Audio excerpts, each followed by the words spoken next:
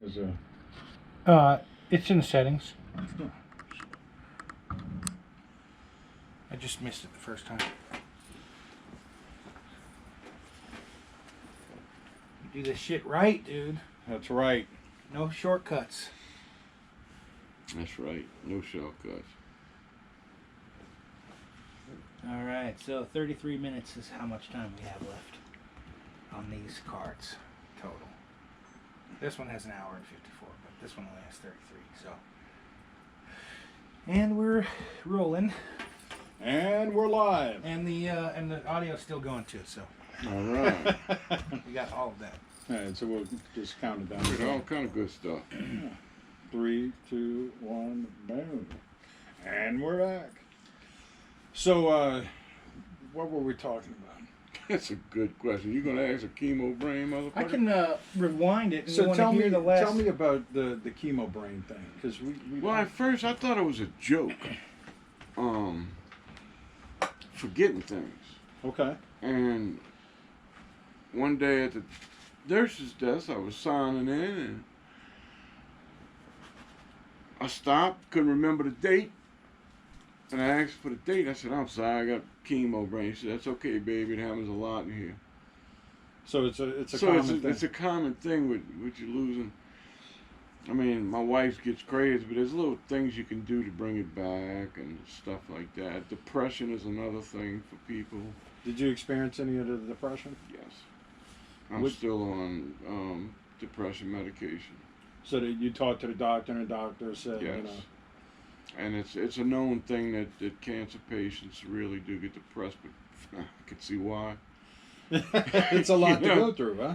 It's a lot to handle. It's a lot to keep. Even being in remission, I was telling my wife this the other night. I said, even being in remission, I don't feel fully vindicated. So, I mean- so the remission thing is fairly new. So this is what was it last week that you found out? Yeah, Wednesday.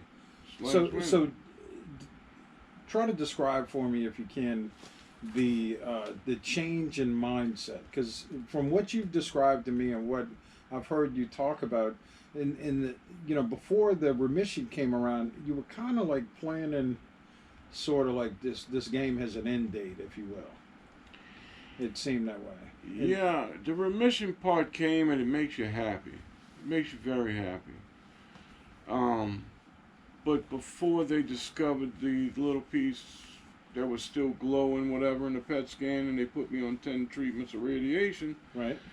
that was also a helpful moment that I was happy, but then all of a sudden I'm doing radiation again, so I wasn't on full remission.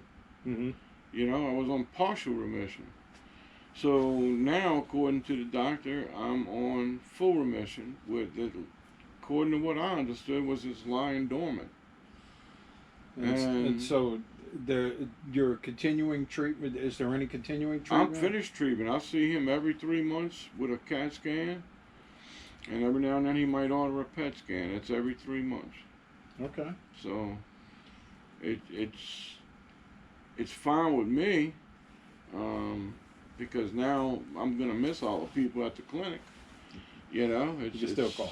Yeah, but I'm still that week. I still got to go and give blood that Monday, and then make it. I got an appointment already with him on a Wednesday, and then after that, it's over with. It's not like you're going to get Infinzi anymore. You just got to wait another 3 weeks, another 3 months. Happy, elated, happy, very. So did your mindset switch to like, okay, I'm gonna live now. I'm gonna live longer than maybe I originally thought. Yeah, it did. Actually, Charlie, it went in my mind, and you read these things. People with lung cancer, stage 3, last 5 years. Mm-hmm. And I've read a lot where it's 5 years, and I'm thinking, fuck you, nigga. I got more than 5 years to shoot. I ain't ready to lay down and die yet. Right. So cancer runs in your family a little bit too. cancer. My father died of throat cancer. My sister Janine, who's Thomas's mom, actually had cancer in a bone down here in the leg, Mm-hmm. and they had it in remission. And then the next time she went back, it was blown again, and that's what actually killed her. Mm. I don't know what kind it was. My mother never had cancer. She died of complications from diabetes, which I have also. Right. But as far as cancer goes, no, me, my sister, my dad's the only ones that's been diagnosed with it yet. So speak to me a little bit about your. I know you have a big, helpful family. So talk a little bit about what they've done or how they've helped you through this process. Because I know from firsthand experience that your family's always there. I mean, it's Yeah, they're only a phone call away, man. You need something, all you gotta do is call. Now,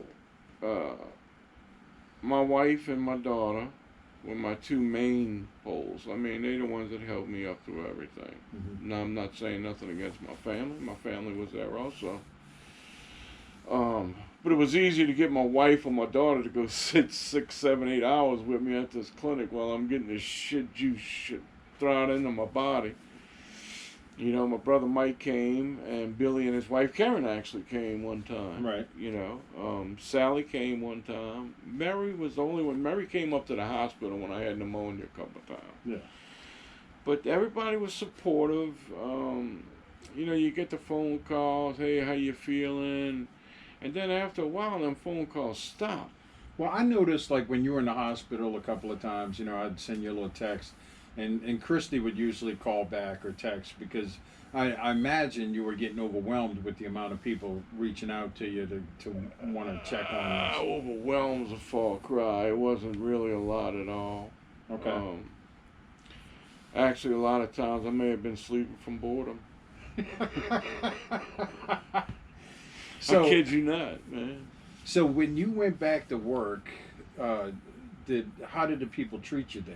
I mean, were you? Oh man, look, it's to me it feels like, Charlie, and I'm not gonna lie. Some people accept it, and some people accept it only because they got to. That's the way I feel. Mhm. You know, if you're gonna accept it because of your heart and you know me as Timmy, then accept it. Yeah.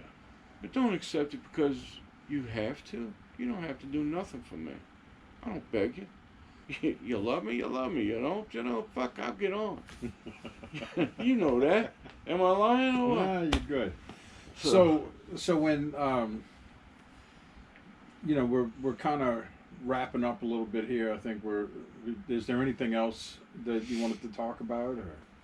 The only thing I can talk about now is, let me tell you something. Okay. If you do develop cancer, Now these are for people that might be listening. That Might be want listening, Yes, that- this is what I'm talking about. might all of a sudden like, oh my God, I got an appointment tomorrow morning. Let me tell you something. You gonna get scared if they do tell you the C word? Cancer's cancer. It is what it is. But let me tell you, there is a way to fight this cancer. Don't let it join and say, oh, I'm fucked. No, you ain't fucked, Jack. You can fight cancer. Yeah. You do whatever they tell you to do. If you need radiation, you get the radiation. You need chemotherapy, you get the chemotherapy. You need an animal with a razor blade, you get the animal with a razor blade. Not a pretty sight, but if it worked, it worked. I'm They just didn't give using you an animal with a no, razor I'm